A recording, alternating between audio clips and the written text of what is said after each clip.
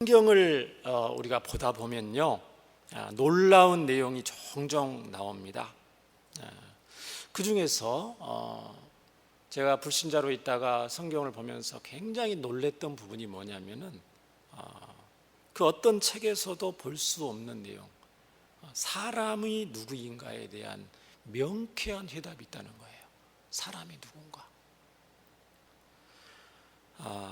다음 제가 성경 구절을 세 구절을 읽어드릴 테니까 여러분 성경 구절을 한번 떠올려 보시면서 공통적인 부분을 한번 찾아보시기 바랍니다. 세 성경 구절을 읽습니다. 먼저 마태복음 18장 6절을 읽어드립니다. 자, 누구든지 나를 믿는 이 소자 중 하나를 실족해 하면 차라리 연자 맷돌을 그 목에 달리우고 깊은 바다에 빠뜨리우는 것이 나으니라. 소자 중 하나라도 실족하게 하면은 연자 맷돌을 목에 걸고 깊은 바다에 빠뜨리는 것이 나으라. 예수님 이런 말씀하셨죠? 두 번째 성경 구절입니다. 마가복음 8장 36절. 사람이 만일 온 천하를 얻고도 자기 목숨을 잃으면 무엇이 유익하리요? 세상 모든 것을 얻었는데 자기 목숨을 잃어버리면 무엇이 유익하겠느냐? 역시 예수님 말씀이셨죠. 세 번째, 요한일서 4장 20절입니다. 누구든지 하나님을 사랑하노라 하고 그 형제를 미워하면 이는 거짓말하는 자니 보는 바 그 형제를 사랑하지 아니하는 자는 보지 못하는 바 하나님을 사랑할 수 없느니라. 형제를 사랑하지 아니하면 아무리 경건하게 예배를 뺀질나게 드리고 아무리 자기가 하나님 사랑한다고 해도 형제를 사랑하지 않는 것은 하나님을 사랑하는 것이 아니다. 이 성경 세 구절의 공통점은 뭐예요? 여러분 딱 떠올려 보시면 소자 이야기, 한 영혼이 천하보다 귀하다는 이야기, 형제를 사랑하라는 얘기, 하나님 사랑과 형제 사랑 중에서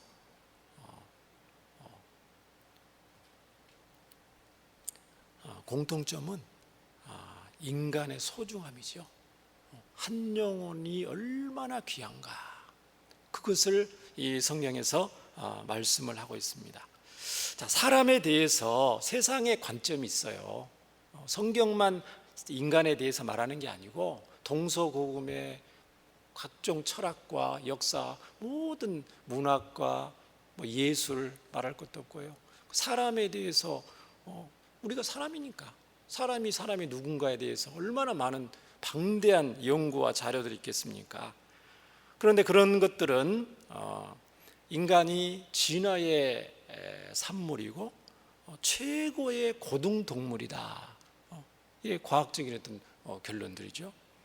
또 좀 고상한 표현으로 철학적으로 말한다면 인간은 만물의 척도다, 만물의 영장이다. 이런 수준까지 인간을 봐요, 세상의 학문과 과학에서는. 그러나 성경은 뭐라고 그럽니까? 성경은 오늘 말씀에서 인간은 무엇인가라고 딱 했을 때 인간은 누구다? 하나님의 형상이다. 하나님의 형상이다. 하늘과 땅 차이입니다. 일반 세상에서 보는 인간의 보는 어떤 그런 관점과 하나님 말씀의 관점은 하늘과 땅만큼이에요. 왜? 세상에서는 훌륭한 동물 중에 하나다, 고등동물이다. 그렇게 안 되잖아요, 수준이. 오늘 이 말씀은 성경적인 인간관에 대한 말씀입니다. 신학적으로는 이제 인간론이 들어가는 거예요. 제가 오후 예배 때는 성경의 핵심적인 주제를 말씀을 하고 있는데 하나님에 대해서 했었고요. 창조, 인간에 대해서 들어가는 건데 성경에서 과연 인간을 어떻게 보는가? 성경에 대해서 성경은 하나님 사람에 대해서 어떻게 보는가? 두 시간에 걸쳐 살펴볼 건데 오늘 첫 번째로는 인간은 하나님의 형상이다. 성경은 그렇게 정의를 하고 있습니다. 인간이 하나님의 형상이란 말은 한 영혼이 천하보다 귀하다는 근거가 되죠. 왜 한 영혼이 천하보다 귀하다고 그런 직접적인 성경 구절은 없어요. 한 영혼이 천하보다 귀하다는 건 성경 구절은 아니지만 아까 말씀하셨던 것처럼 사람이 만일 온 천하를 얻고도 자기 목숨을 잃어버리면 무엇이 유익하겠느냐? 그러니까 천하보다도 자기 목숨 한 영혼이 중요하다는 거죠. 인간의 위대한 존엄성의 근거라는 것입니다. 인간이 하나님의 형상이라는 것. 우리가 학교 다닐 때 민주주의에 세 가지 가치가 있습니다. 인간의 존엄성. 민주주의가 왜 세상의 가장 우월한 제도냐? 인간이 존엄하다는 걸 인정한다. 그 다음에 인간의 자유, 그 다음에 평등을 강조하는 사상이기 때문에 민주주의를 최고의 인간이 만든 제도 중에 하나로 봅니다. 그런데 그 인간의 존엄성을 인정하는 그런 어떤 세상의 어떤 좋은 가치죠. 휴머니즘. 그것과는 비교할 수 없는 인간의 존엄성이 이 성경에 담겨 있어요. 하나님의 형상이다. 오늘 오전 말씀에 사도행전 3장에 인간관이 얼마나 중요한가를 저는 말씀을 들으면서 발견을 했어요. 베드로와 요한이 성전 미문에 앉아있는 날 때부터 걷지 못하는 사람을 봤죠. 목사님 말씀을 한번 여러분 상기를 해보세요. 베드로와 요한이 처음 본 것이 아니고 성전에 날 때부터 했으니까 어느 때부터 성전 미문에서 구걸하면서 생계를 유지하고 있었어요. 그러니까 평소에도 봤다는 거죠. 평소에 봤고 하나님을 경외하는 유대인들은 그에게 그를 딱 봤어요. 자, 인간관입니다. 장애입니다. 불쌍한 날 때부터 선천적인 장애우를 본 거예요. 지체 장애를 본 거예요. 정말 불쌍하다. 안 됐다. 내가 도와줄 거 없을까? 직장이 없고 일할 수 없으니까 저렇게 구걸을 하는구나. 본인이 이제 요청을 하잖아요. 구걸 뭘 좀 달라, 돈을 좀 달라는 거죠. 많은 유대인들이 하나님을 경외하는 사람들이 주는 거예요. 인간관이죠. 불쌍한 사람이다. 불쌍한 장애인이다. 그러니까 불쌍한 장애인에게는 뭐가 가장 필요한가? 먹을 걸 살려면 돈이 필요하니까 은과 금을 사람들이 많이 줬다는 거죠. 요한과 베드로는 평소에 그렇게 했어요. 성령 덜 충만했을 때, 목사님 그렇게 말씀하셨죠? 그러니까 성령 충만했어요. 성령 충만하고 하나님의 마음이 충만하고 더 제가 오늘 설교 주제와 엮으면은 성경적인 인간관이 충만하니까 그 불쌍한 장애인을 보는 관점이 바뀌는 걸 볼 수가 있습니다. 그 전에 같으면 은과 금을 줬고 내가 더 은혜를 받고 하나님을 알았으니까 평소에는 10,000원짜리 줬을 텐데 내가 은혜를 많이 받았으니까 이 10,000원짜리 가지고 생계를 유지할 수 있겠느냐, 내가 은혜를 많이 받았으니까 더 많이 구해야 되겠다. 50,000원짜리 줄 수도 있었을 건데, 그렇죠? 그렇게 안 하고 은과 금은 없지만 뭐를 해요? 예수님을 전하는 걸 볼 수가 있죠. 그러니까 불쌍한 장애인을 볼 때 그 관점, 인간관이 요한과 베드로가 바뀐단 말이죠. 그러니까 회복해야 될 하나님의 형상으로 본 거예요. 그렇죠? 장애, 육체적인 장애 때문에 원래 날 때부터 저분이 원래 저럴 분이 아닌데 어떤 이유와 원인은 모르겠지만 저분은 원래 하나님의 형상으로 건강한 모습으로 행복하게 살아야 될 분인데 육체의 장애라는 이유 하나 때문에 하나님의 그 아름다운 형상의 모습을 상실하고 있구나. 그렇게 성경적인 인간관을 갖게 된 거죠. 베드로와 요한이 성령 충만하니까. 그러니까 지금 당장 은과 금도 필요하지만 더 근본적인 원인은 은과 금의 문제보다 더 중요한 문제는 뭐냐면 그에게 잃어버린 하나님의 형상을 찾게 하는 거다는 거죠. 잃어버린 하나님의 형상은 누구를 통해서 찾아요? 예수님을 전해줄 때만, 그러니 예수님을 전하잖아요. 물론 이제 이 성경에 또 하나님 뜻이 있어서 육체까지 이렇게 낳게 되어서 이렇게 성전에 들어가서 예배하고 그런 모습이 이렇게 극적인 장면이 이제 기록이 됐지만, 육체적인 그게 안 났다 할지라도 예수님을 전해줘서 하나님의 형상이 온전히 회복하는 것이 베드로와 요한, 성령 충만한, 어떻게 보면은 하나님의 백성들, 저와 여러분의 사명이라는 거죠. 오늘날 육신은 멀쩡하지만 영적인 장애인들이 얼마나 많습니까? 영적인, 그렇죠? 사지 멀쩡하지만, 집안도 든든하지만 영적으로 하나님의 형상을 잃어버려서 훼손이 돼서 왜곡되어서 얼마든지 일할 수 있고 얼마든지 다른 사람을 도우며 살 수 있고 감사하며 살 수 있고 행복하며 살 수 있는 인생들이 인생을 한탄하고 환경을 원망하고 불편하고 다른 사람과 자기의 처지를 비교해서 절망하고 낙심하고 있는 젊은이들, 학생들, 청소년들, 심지어 어른들이 얼마나 많다는 거죠. 그분들에게도 저와 여러분은 분명한 사명이 있을 줄 믿습니다. 성경적 인간관을 가져야 생명의 역사가 일어나는 것을 오늘 오전 말씀을 통해서도 알 수가 있습니다. 이 시간에 저와 여러분 모두는 나 자신에 대한 인간관, 그렇죠? 저도 우리도 인간이니까 일단 나 자신을 성경적인 인간관으로 볼 필요가 있고요. 뿐만 아니고 성도들, 다른 성도들, 또 심지어는 불신자들도 모두 다 하나님의 형상으로 보는 성경적 인간관을 굳게 갖게 되기를 예수님 이름으로 축원합니다. 이 형상이란 말은요, 하나님의 형상이란 말은 영어로 이미지입니다. 원어에는 첼렘이라고 되어 있는데 영어에는 이미지라고 되어 있고요. 우리의 모양대로, 모양, 영어로는 라이크니스, 데무트라고 그러는데 의미는 차이는 좀 있지만 이제 빼닮는 거죠. 이미지. 하나님이 원판이에요. 아시겠죠? 하나님이 원형인데 인간은 이미지예요. 하나님을 닮아서 사람을 만들었다는 거예요. 자, 여기에 이렇게 원고가 있어요. 이렇게 주보가 있어요. 주보에 우리 사무실에서 이 주보를 만들 때 어떻게 만듭니까? 처음에 내용을 입력해서 원본을 뽑죠. 원본을 프린트로 출력하거든요.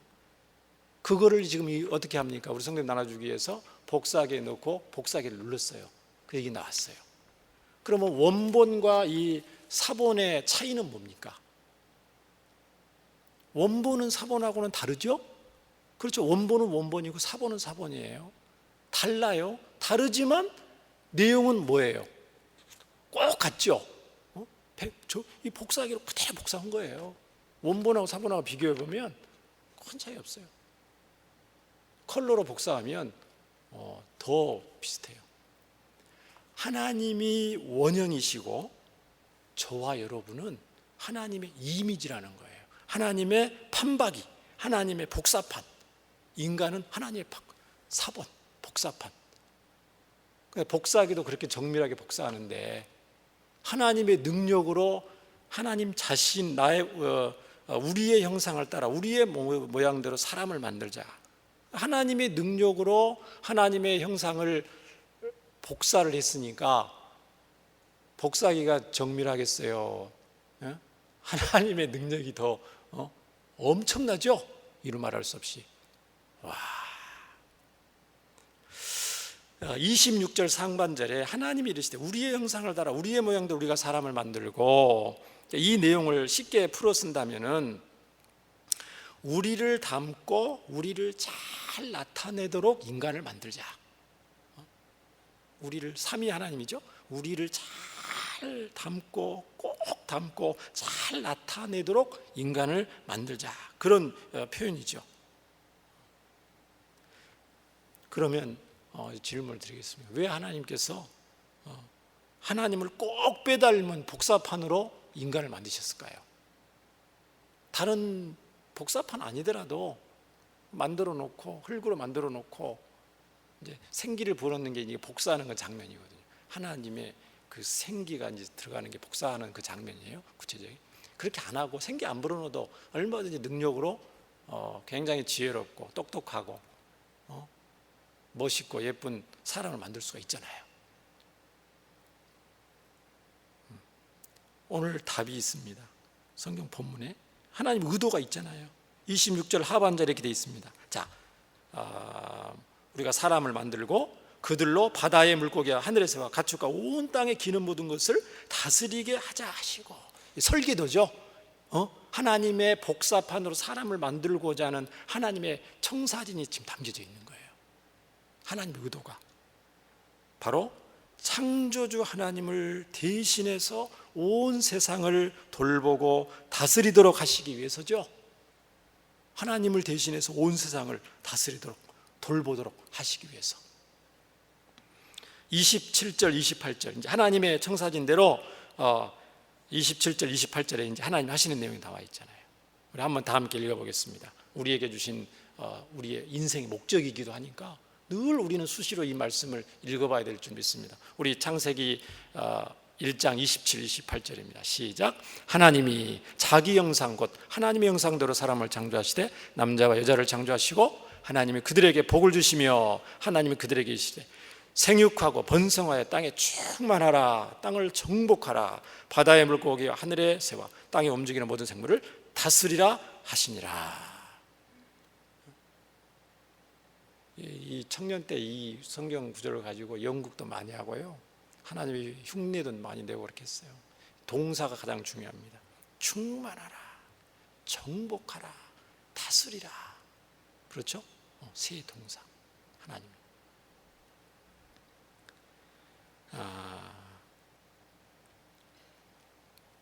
이 27절 28절 말씀을 이제 풀어서 조금 이렇게 정리를 해보면요, 하나님의 뜻과 위임을 따라서 하나님을 대신해서 충만하고 정복하고 잘 다스리는 것이 하나님이 가장 기뻐하시는 것이라는 거예요. 우리 인간에게 이 목적이니까 그것이 하나님의 영광을 받으시는 것이고요, 하나님의 형상으로 만들어진 인간의 사명이고 목적입니다. 피조물들을 잘 정복하다는 말은 막 이런 게 아니에요. 원어에 따르면 잘 양육하는 거예요. 돌보는 거예요. 가꾸는 거예요. 정복하라는 말은. 사랑하는 성도 여러분, 이 얼마나 하나님의 형상인 인간으로 태어나는 것이 복인 줄을 모릅니다. 정말 이루 말할 수 없는 복인 줄 믿습니다. 질문을 한번 해보겠어요. 사람으로, 인간으로 태어난 것이 너무너무 행복하다는 분 한번 손을 들어라고 한번 해볼까요? 아우 하는 목사님, 너무 싫습니다. 요즘은 코로나 때문에 사는 게 아닙니다. 차라리 꽃이 낫습니다. 들판에 있는 풀들이 차라리 자유롭게 하는 게 낫습니다. 하늘에 나르는 새처럼 마음대로 날아가고 바다의 물고기처럼 가고 싶은 대로 마음껏, 그게 낫지. 집에 갇혀서 꼭 필수 외에는 할 수도 없고 갈수록 전염병이 많이 나타날 텐데, 하루하루 먹고 사는 것이, 사람들 만나서 직장에서 일하고 사업하는 것이 얼마나 피곤한지, 정말 인생이 이렇게 고단하다면 혹시 그런 분이 있을지 모르시겠어요. 그러나 하나님은 우리를, 저와 여러분을 하나님의 형상으로 만들고 창세기에서 1장 31절에 뭐라고 그러냐면은 보시기에 심히 좋았더라 이렇게 말씀하셨어요.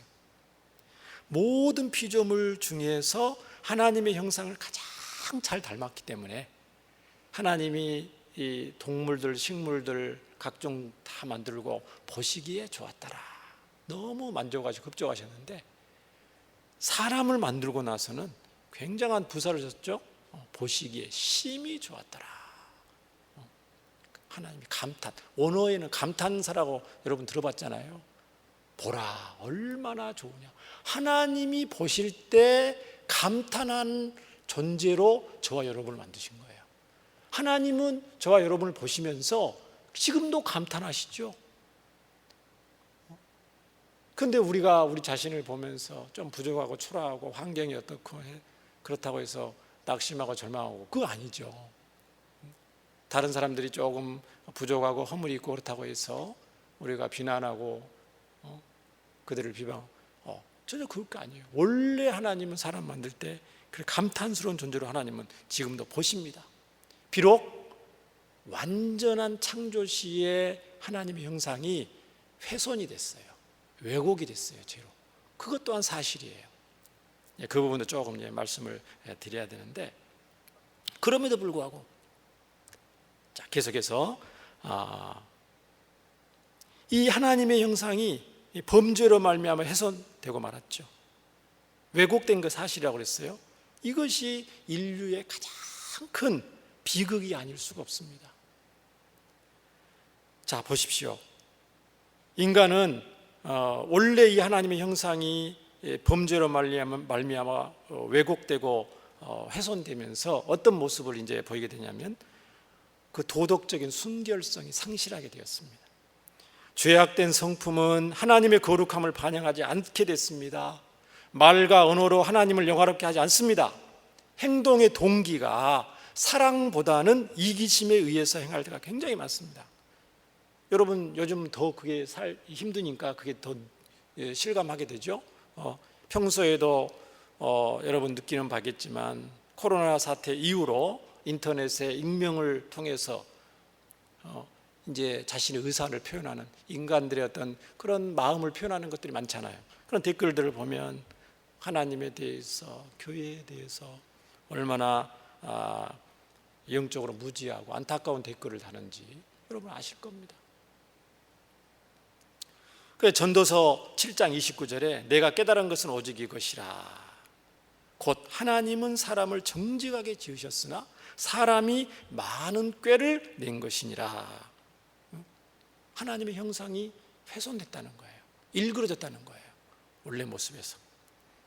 자, 그럼에도 불구하고 동시에 저와 여러분은 꼭 기억해야 될 것이 있습니다. 그것은 인간의 타락 이후에도 여전히 하나님의 형상을 저와 여러분이 가지고 있다는 겁니다. 그것은 인간의 타락 이후에도 여전히 하나님을 닮고 인간이 여전히 하나님을 나타낸다는 거예요. 그러면 인류의 최대 비극인 이 근본적인 문제죠. 잃어버린 하나님의 형상을 어떻게 회복할 수 있다고 말합니까? 최대의 과제인데 이게 인간의 노력으로 가능해요? 사람들은 교육으로 가능하다고 합니다. 고행이나 선행으로 가능하다고 하기죠. 또 어떤 정경에서 종교적인 행위로 이게 가능하다 그렇게 주장하기도 하죠. 그러나 성경은 일그러진 하나님의 형상을 무엇으로 다시 회복할 수 있다고 그래요? 바로 생명의 복음, 예수님을 통해서 회복할 수 있다고 하나님은 말씀하십니다. 로마서 8장 29절을 하나님 말씀을 한번 같이 읽어보겠습니다. 로마서 8장 29절입니다. 하나님이 미리 아신 자들을 또한 그 아들의 형상을 본받게 하기 위하여. 아들의 형상이 누구죠? 예수님인데, 골로새서 1장 5절에는 보이지 않는 하나님의 형상이라고 그랬거든요. 예수님보다도 하나님은 영이신 안 보이는데 안 보이신 하나님이 나타나신 거예요. 아들의 형상이라고 그랬잖아요. 아들의 형상을 하나님의 백성인 구원받은 성도들이 본받게 하기 위하여 미리 정하시고 이는 그로 많은 형제 중에서 맏아들이 되게 하려 하심이라. 이게 무슨 말이냐면 로마서 8장 29절은 저와 여러분을 구원하신 이유에 대해서 나와 있어요. 저와 여러분을 구원하신 이유가 뭐라고요? 아들의 형상을 본받게 하기 위해서, 아들의 형상을 닮게 하기 위해서. 이게 무슨 말이에요? 이게 무슨 말입니까? 예수님이 창조 시에 범죄하기 전에 완전한 그 아담과 같은 그런 하나님의 형상의 모습을 예수님이 가지고 계시잖아요. 둘째 아담이시잖아요. 첫째 아담이 원래 있었는데 타락해서 하나님의 형상을 잃어버렸잖아요. 아담. 예수님이 원판 그 하나님의 형상을 가지고 계시는데 그 예수님을 닮도록 하기 위해서는 뭐예요? 타락하기 전에 아름다운 그 하나님의 형상을 저와 여러분이 회복하기 위해서 하나님이 저와 여러분을 구원하셨다는 거예요. 골로새서 3장 10절에도 이 동일한 말씀이 있습니다. 이 하나님의 형상에 대한 말씀이 굉장히 많아요. 새 사람을 입었으니, 이제 새 사람이란 건 뭐예요? 고린도후서 5장 17절에 보면 그리스도 안에서 새로운 피조물이라고 그랬잖아요. 저와 여러분을 새 사람으로 만들었다는 거예요. 거듭났다. 새 사람이다.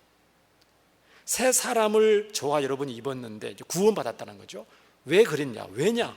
뭐 하려고 그랬냐? 이는 자기를 창조하신 이의 형상을 따라. 자기를 창조하신 이는 누구예요? 저와 여러분을 창조하시는 분 누구예요? 하나님이잖아요. 하나님의 형상을 따라 지식에까지 새롭게 하심을 입은 자니라. 하나님의 창조주, 하나님의 창조주 삼위 하나님의 형상을 새롭게 입게 하기 위해서 저와 여러분을 구원하셨다고 성경에는 분명히 되어 있습니다. 굉장히 구절이 많습니다. 하나님의 형상과 이 구원, 복음, 예수님의 사역이 연관된 것이요 굉장히 많은 성경이에요. 이 잃어버린 하나님의 형상은 예수님이 오셔서 예수님을 영접하고 구원을 받으면서 잃어버렸던 형상이 이제 회복이 되는 거예요. 법적으로는 회복이 되고, 그러나 이제 예수님 재림하실 때에 완전히 이게 회복이 되죠. 이제 회복하는 과정이에요. 이게 저와 여러분 회복하는 과정이 있어요. 완전히 회복했는데 100%는 아니죠. 예수님 오실 때까지. 그러니까 성화가 된다는 말은 하나님의 형상이 완전히 회복하고 있는 거예요. 그래서 고린도전서 15장 49절에 보면 이런 말이 있어요. 우리가 흙에 속한 자의 형상을 입은 것 같이, 형상이란 말이 나오잖아요. 우리가 흙에 속한 자의 형상을 입은 것 같이 하늘에 속한 이의 형상을 입으리라. 하늘에 속한 이는 누구예요? 하나님의 형상을 입을 거다. 고린도전서 15장은 부활장이잖아요. 장차 그렇게 될 거다 그렇게 말하고 있고요. 요한일서 3장 2절에 사랑하는 자들아 우리가 지금은 하나님의 자녀라. 장래에 어떻게 될지 아직 나타나지 아니하였으나 그가 나타나시면, 예수님이 다시 재림하시면 우리가 그와 같을 줄을 아는 것은, 우리가 그와 같을 줄, 예수님과 같게 될 것을 아는 것은 뭔 말이에요? 우리가 예수님처럼 변한단 말이에요? 그게 아니고 우리가 완전한 하나님의 형상을 회복한다는 거죠. 그의 참모습 그대로 볼 것이기 때문이다. 그렇게 말씀을 하고 있습니다. 그러면은 하나님의 형상대로라는 이런 표현은 이제 구체적으로 어떤 모습이라고 성경은 말씀하고 있냐 이 말이죠. 신구약 성경 전체에서 봤을 때 하나님의 형상인데, 인간이 하나님의 형상인데 구체적인 모습은 어떤 모습이냐고 좀 살펴봐야 되겠죠. 인간이 하나님의 형상이라는 건 다 아니까. 에베소서 4장 24절과 고린도전서 1장 30절을 두 구절을 대표적으로 해서 이 하나님의 형상이 구체적으로 어떤 모습인지 한번 살펴보겠습니다. 에베소서 4장 24절입니다. 자, 에베소서 4장 24절, 하나님을 따라 의와 진리의 거룩함으로 지으심을 받은 새 사람을 입으라. 이게 뭔 말이냐면 하나님의 형상의 그 모습이 구체적으로 나와 있어요. 의가 충만한 거예요. 진리가 충만한 겁니다. 거룩함이 충만한 상태. 이게 하나님의 형상의 모습이고요. 고린도전서 1장 30절도 똑같이 나와 있습니다. 너희는 하나님으로부터 나서 그리스도 예수 안에 있고 예수는 하나님으로부터 나와서 우리에게 지혜와 의로움과 거룩함과 구원함이 되셨으니, 이 나오죠? 지혜가 충만한 모습, 약간 의로운 모습, 거룩한 모습. 자, 이 말씀들을, 성경의 여러 말씀들을 종합을 해보면 최초의 하나님의 형상으로 만들어진 인간의 모습, 성경적인 이상적인 성경의 인간의 모습은 왜곡되기 전에, 훼손되기 전에 하나님의 형상으로 만들어진 인간의 모습을 보면은 첫째로 하나님에 대해서 완전한 지식을 가지고 있었습니다. 하나님에 대해서 하나님의 뜻과 의도를 정확히 보고요, 그것을 정확히 말하는 자였어요. 처음에 하나님의 형상으로 우리 만들어질 때는 마치 누구처럼 하나님의 뜻과 의도를 정확히 봐요. 지금은 우리는 보고는 싶은데 보면서도 못 봐요. 이 코로나 사태 속에서 어떻게 해야 될지 알면서도 완전히는 또 몰라요. 그러나 처음에는 그런 희미한 게 없어요. 희미한 게. 완전히 하나님의 뜻과 의도를 정확히 보고 그것을 정확히 말하는 자였어요. 누구처럼? 마치 선지자처럼. 최초의 아담은요, 얼마나 이 하나님에 대한 완전한 지식을 가지고 있었냐면은 동물들의 이름을 지어주는 모습이 창세기 모습이 기록이 되어 있습니다. 각각의 동물들의 본질을 정확하게 파악하고 거기에 합당한 이름을 딱 정확하게 지어줍니다. 그럼 그 사람 이름이 되는 거예요. 그 동물들의 이름이 되는 거예요. 동물들의 이름을 지어줬다는 것은 지난번에 얘기했지만 그 사람의 존재의 모습을 규정을 해주는 거잖아요. 굉장한 겁니다. 이름을 지어준다는 것은 하나님만이 할 수 있는 거예요. 원래는. 그런데 아담이 하는 거예요. 그걸. 완전한 지식을 가지고 있기 때문에. 두 번째로는 거룩함을 온전히 갖추었습니다.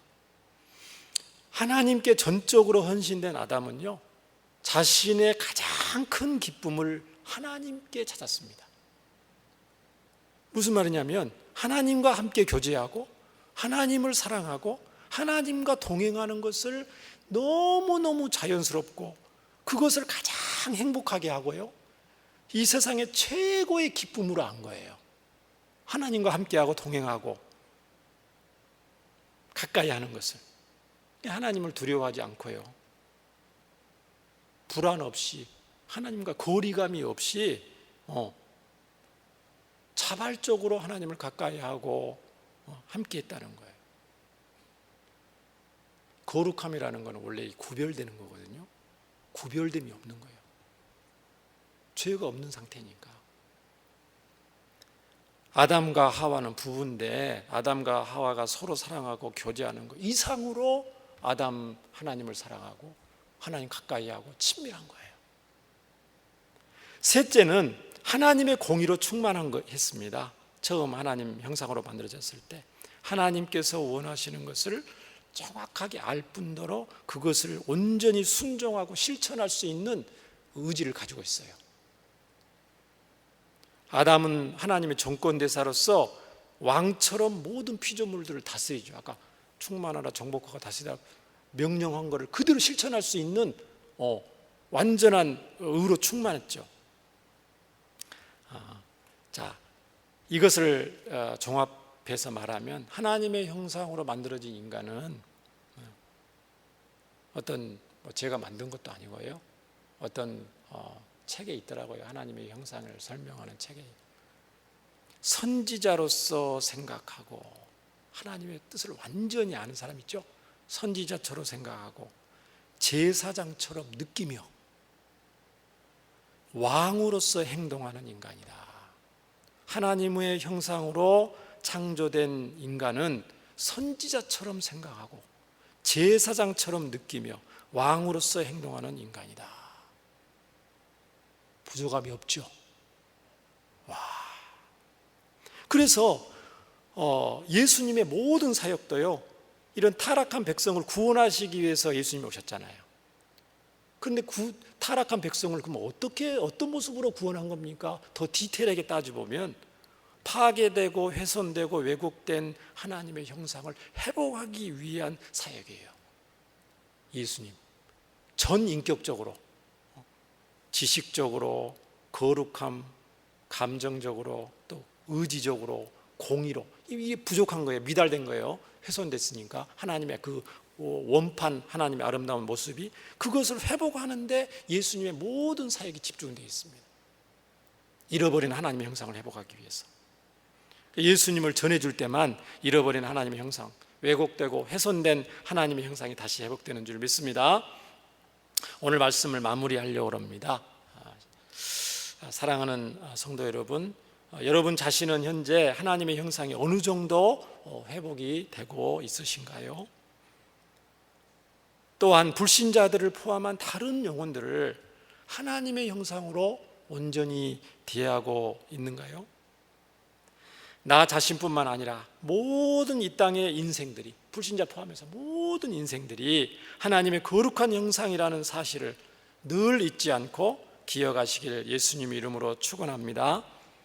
우리 주 예수님은 지금 이 시간에도 우리 모두가 온전한 하나님의 형상을 회복하도록 우리를 도우시고 인도하고 계시는 줄 믿습니다.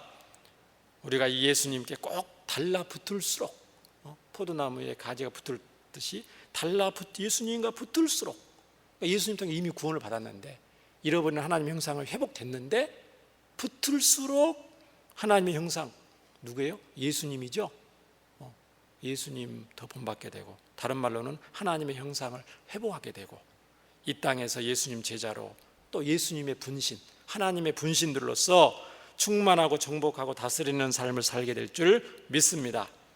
이러한 하나님의 은혜와 복이 저와 여러분 모두에게 넘치게 되시기를, 그러니까 넘쳐서 이웃에게 우리 주 예수님 또 전해주시는 복된 하나님의 백성들이 되시기를 주의 이름으로 축원합니다. 이 시간 우리 함께 기도하게요. 두 가지를 위해서 기도합니다. 먼저 원판 하나님의 아름다운 형상이 나 자신에게 회복되게 하옵소서. 하나님의 원래 형상이 예수님 통해서 회복이 되었는데 더 회복이 될 수 있도록 예수님을 더 가까이 하고 예수님의 인격과 삶을 닮게 해달라고 기도하고요. 또 불신자를 포함해서 이웃들을 왜곡되었지만 여전히 하나님의 형상, 성경적인 인간관을 가지고 베드로와 요한이 그 불쌍한 장애우를 바라봤던 것처럼 그런 동일한 성경적인 인간관을 가지고 이웃을 바라보고 그들의 회복을 위해서 도울 수 있는 하나님 백성으로 살아가게 해달라고 우리 함께 기도합니다. 은혜와 사랑이 많으신 하나님 아버지 감사합니다. 우리를 거룩한 하나님의 형상을 닮은 가장 아름답고 존귀한 존재로 삼아주신 것 감사합니다.